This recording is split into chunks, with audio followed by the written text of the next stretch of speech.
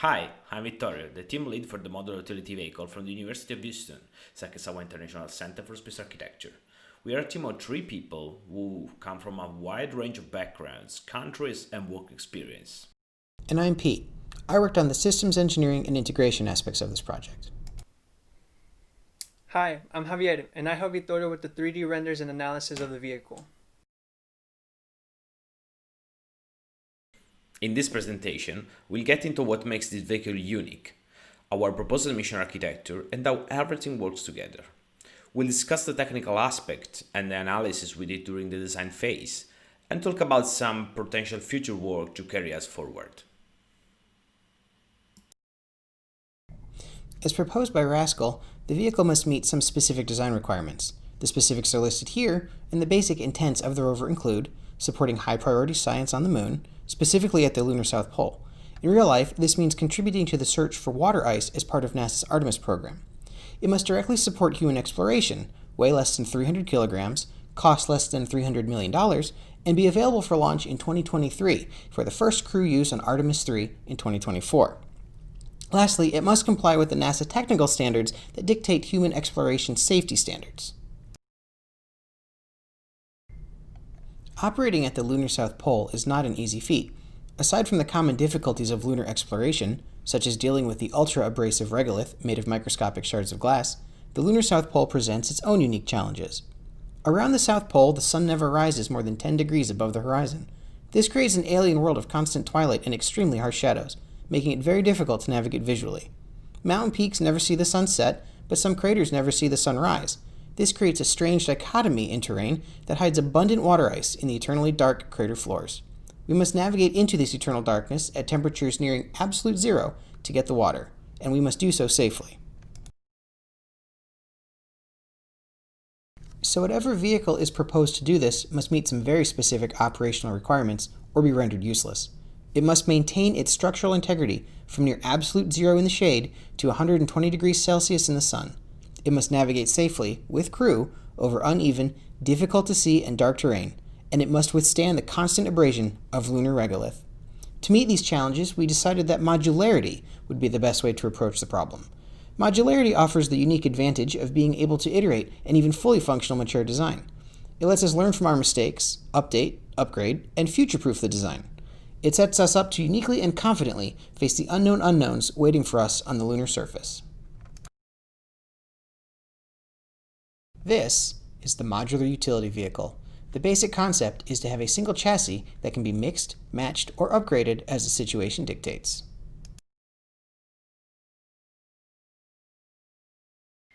Like this, modularity is one of the main design drivers of our proposal. The reason for this choice is the need for a big lifespan described by the RASC-AL requirements. To go through 3 different phases, each with specific mission requirements, reconfigurability alone won't be enough. To avoid extreme expensive interplanetary transport of multiple components that are not only specifically designed for each phase, but also require high maintenance in an extreme environment such as the lunar South Pole, where materials and electronics can degrade quickly. The basic vehicle design consists of a singular chassis with 4 external attach points, 2 payload bays, and 2 avionics bays. As proposed to RASC-AL, the basic vehicle will consist of 2 chassis coupled together, but they can operate in configuration of 1, 2, 3 or more. Unless otherwise noted, information in this presentation is for the dual chassis configuration.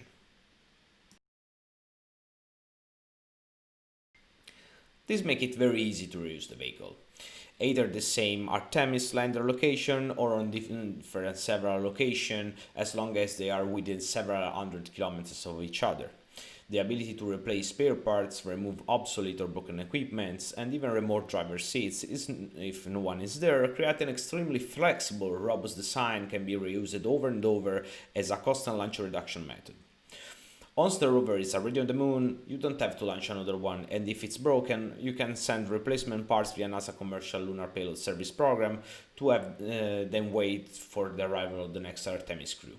This saves a lot of time and money, but does not preclude the assembly of additional chassis for future surface mission expansion. doesn't mean just a higher lifespan for MUV, but also safety. As you can see, astronauts in the field can change the rover configuration during the mission, replace malfunctioning components in the same way as we on Earth can change a flat tire on our car.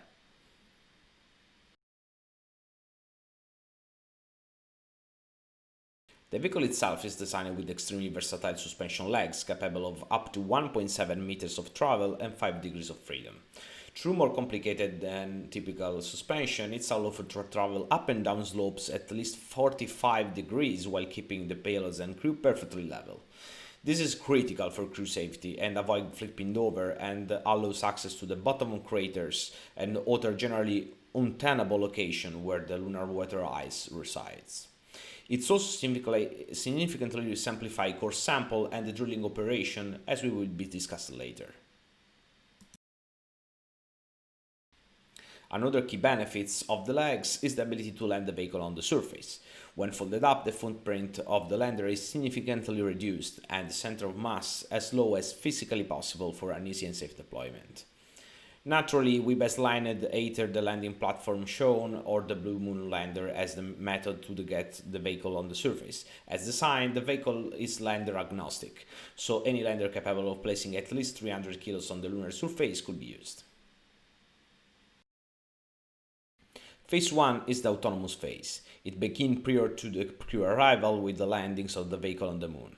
During this phase, the vehicle is telerobotically operated from the Earth, or the Lunar Gateway. To perform geology, map the terrain, allocate area of interest for the crew to inspect upon arrival. During the phase 1, the autonomous science computer will be also tested. Designed to support the primary science objective of MUV, the computer will be also able to conduct autonomous exploration, sample collection and analysis without direct control from the Earth or Gateway. Drive commands are sent, but nominally it's up to the vehicle to decide how to get there, navigate the terrain and implement them. The vehicle makes use of a combination of LiDAR, machine vision and dead reckoning to avoid obstacles and to define its own location. It lays the foundation for a lunar infrastructure by taking the very basic and very necessary step of just figuring out what's out there, mapping area of interest and finding potentially dangerous area to avoid. The autonomous science computer will use an interpolation of data from the Lunar Reconnaissance Orbiter to trace a scientific relevant path through the area around the Shackleton crater, using a specific navigation algorithm that will allow the rover to remain in almost constant light to make full use of the solar panels to charge its own batteries. The science performed during this phase is comparable to the Spirit and Opportunity Mars rovers. The vehicle will search for water ice, map the terrain, and perform basic geology such as mineralogy and spectroscopy. A small drill is used for rock abrasions and collecting pencil-sized rock cores. Detailed science capabilities of how the rover performs these functions will be discussed later in the presentation. But the time that the rover can spend at the bottom of the craters is limited. The extremely low temperatures and lack of sunlight to charge the batteries will only allow for short stays to collect samples. The area around Shackleton crater is particularly important for the scientists, as one of the main candidates for a site of the possible first human outpost on the Moon.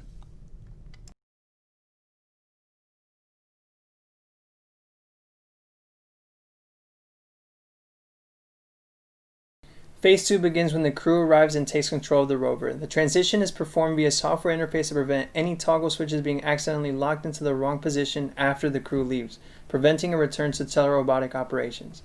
MUV and a human crew will meet at the human landing site. The crew will take the 2-man control units with them, uninstall the autonomous science computer and one of the sample boxes, and then install the new control units instead. The procedure is extremely simple and doesn't require any tools thanks to the plug-and-play nature of the payload boxes.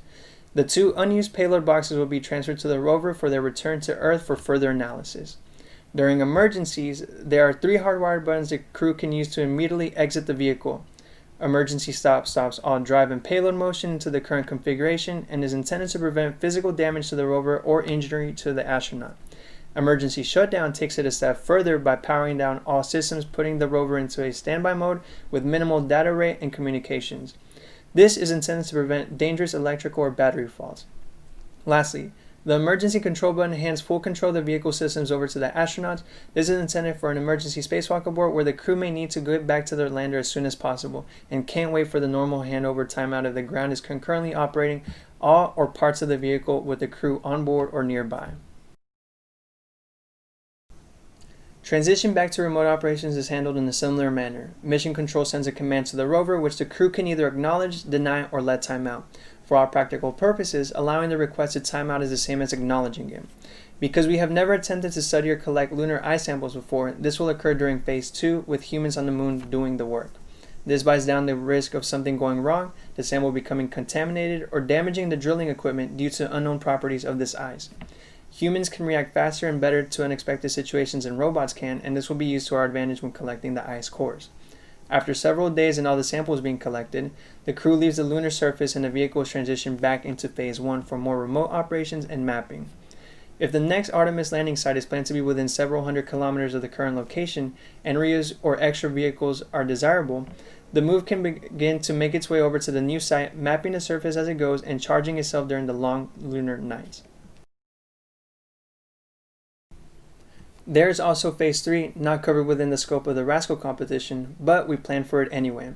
As lunar missions progress, both governmental and commercial, the vehicle plays a more logistical role, adding components, deploying science packages, and serving as a general transportation system for future human outposts to be probably built at the lunar South Pole.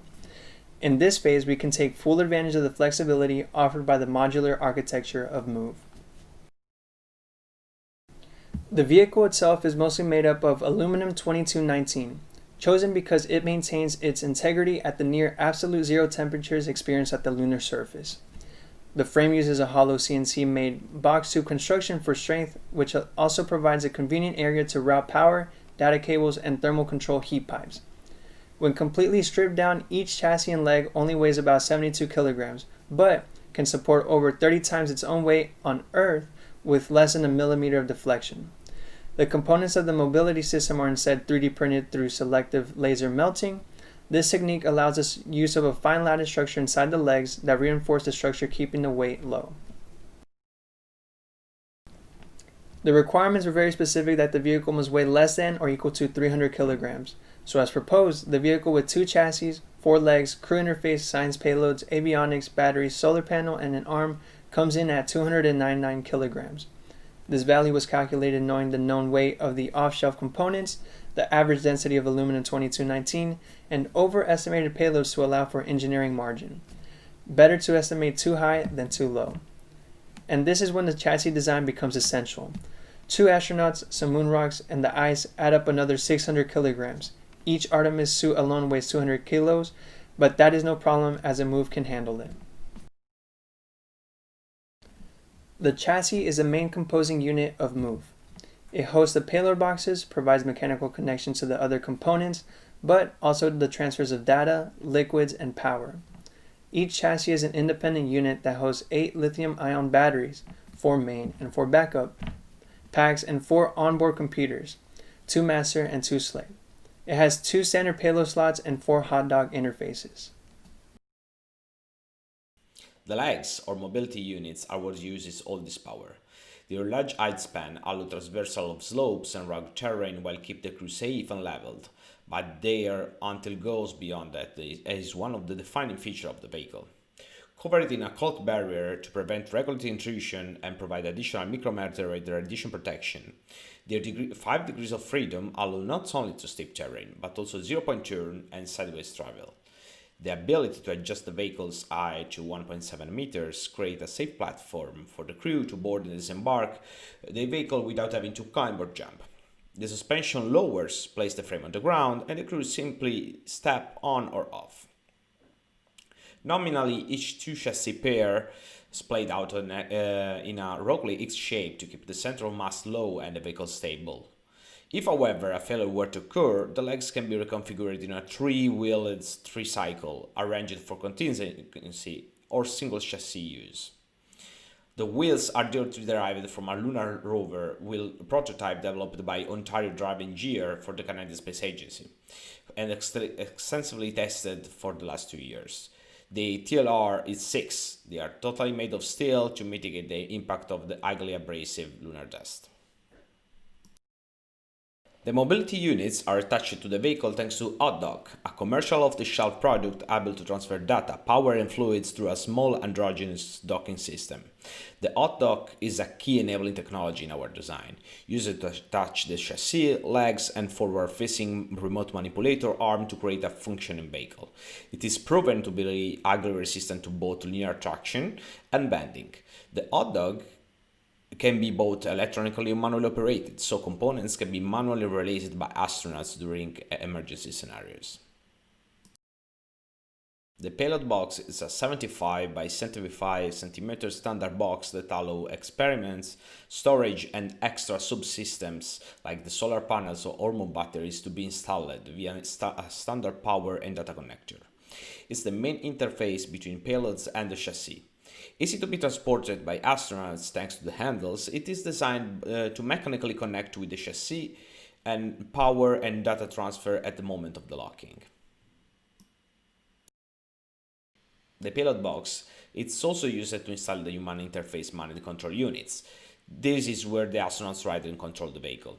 The interface itself is designed to fold up and collapse. It's not needed during human mission, and the ability to remove it reduces weight and allow for more payload to be installed. Each control unit contains 2 touchscreen interfaces, physical button for redundancies, and 2 analog 3-axis controller for crew input and display such things as augmented reality, surface views in the strange lunar twilights, communication, vehicle and payload control. Made out of the same aluminum 2219 as the rest of the chassis, the control unit telescopes upwards and provides support for the XEMU suites via easy access clips along the waist. This is similar to the Constellation rover design and the Artemis suites support that are used on Earth. A quick release is included for safety, but unless something goes wrong, it takes the suit weight off the astronaut's body and prevents them from falling off the vehicle. A standing posture was chosen for several reasons. The ability to sit and stand in the Artemis suite is questionable. The large life support backpacks complicated the seat design, and standing allow for better surface visibility. Each control unit is mounted on a simple turntable to rotate the controls out of the way for ingress and egress, and to allow for rear and side-facing view. For the Phase 1 unmanned operations, small sensors installed through the rover measure radiation, take pictures, and search for ice. LiDARs actively scan the ground in front of the rover with laser, and the onboard computer uses that reflection to put together a topographic map, overlaid with the imaging taken. A neutron spectrometer mounted in the payload box under the solar panel passively scans the ground for any subsurface neutrons as the rover drives around. A neutron spectrometer operates by detecting any neutrons coming up from under the lunar surface. For the Phase 1 unmanned operations, small sensors installed throughout the rover measure radiation, take pictures, and search for ice. LiDAR actively scans the ground in front of the rover with lasers, and the onboard computer uses their reflections to put together a topographic map, overlaid with the images taken. A neutron spectrometer mounted in the payload box under the solar panel passively scans the ground for any subsurface ice as the rover drives around. The neutron spectrometer operates by detecting any neutrons coming up from under the lunar surface. When galactic cosmic rays that constantly bombard the moon interact with areas of high hydrogen, areas like ice, neutrons are created and travel out in all directions. When the rover passes over these areas of water ice, the neutrons will be detected, alerting us to its presence. The geological tools equipped into the baseline version of the MUV rely heavily on flight heritage and demonstrated capabilities. The front of the vehicle has a simple robotic arm attached to the hot dock. At the end of this arm is a small sample collection drill and rock abrasion tool similar to those flown on the Mars Spirit and Opportunity rovers back in 2003. This is used mostly during Phase 1 unmanned operations to collect small pencil-sized rock cores or grind away at the surface of rocks to expose the pristine minerals within. This tool can be detached by the crew and used in a handheld mode for flexibility and speed during Phase 2. Mounted at the base of this robotic arm is a laser spectrometer that is essentially identical to the ones on the Mars Curiosity and Perseverance rovers. The heavy hitter in the bunch is Honeybee Robotics, planetary volatiles extractor, mounted in its own payload box.